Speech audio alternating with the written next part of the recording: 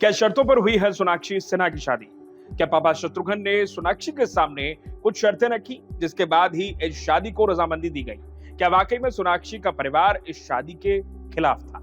ऐसे सवाल हैं जो कई उठ रहे हैं क्योंकि सोनाक्षी सिन्हा ने आखिरकार अपने long time boyfriend Zaheer Iqbal के साथ शादी कर ली। अब शादी हो गई है तो जाहिर है सवाल उठने भी लाजमी है, लेकिन वो कौन से सवाल हैं और वो कौन सी शर्तें हैं वही मैं आपको बताऊंगा इस वीडियो में। तो वीडियो पूरा देखिएगा और इसको स्किप बिल्कुल मत करिएगा। तो फिर चलिए करते हैं शुरुआत। हेलो हाय नमस्ते, आप देख रहे हैं न्यूज नेशन और मैं हूं आपके साथ अंकित सिंह तोमर।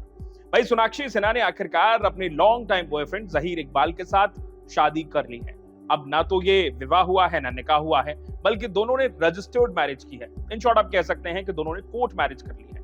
अब इस शादी के बाद सोशल मीडिया पर लोग सवाल उठा रहे हैं कि क्या वाकई में ये शादी सोनाक्षी के परिवार की रजामंदी के साथ हुई है।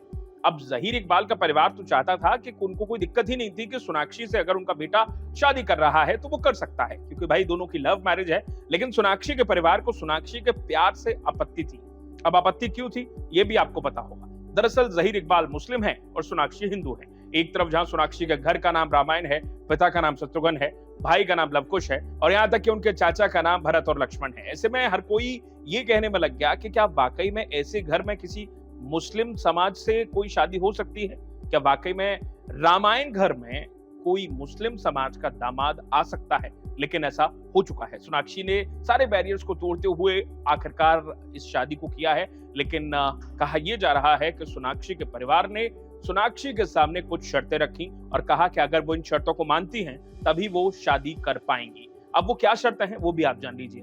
दरअसल इन शॉर्ट कहें तो ये शर्तें जहीर इकबाल और उनके परिवार के सामने रखी गई। कहा यह गया कि शत्रुघ्न सिन्हा ने जहीर इकबाल और सोनाक्षी के साथ साथ उनके खानदान के सामने ये कहा कि अगर सोनाक्षी जहीर से शादी करती हैं तो वो शादी के बाद इस्लाम धर्म को कबूल नहीं करेंगी, यानी कि वो इस्लाम धर्म को नहीं अपनाएंगी। वो हिंदू हैं और शादी के बाद भी सोनाक्षी हिंदू ही रहेंगी, यानी कि वो मुस्लिम धर्म को नहीं अपनाएंगी और मुस्लिम धर्म का कोई भी पालन नहीं करेंगी।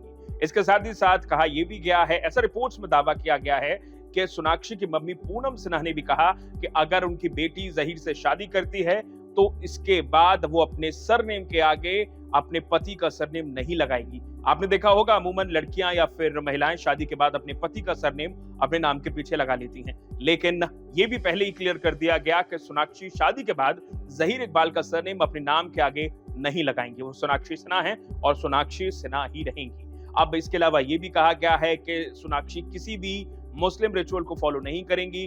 अगर वो हिंदू हैं तो हिंदू तरीके से ही अपने धर्म का पालन करेंगी।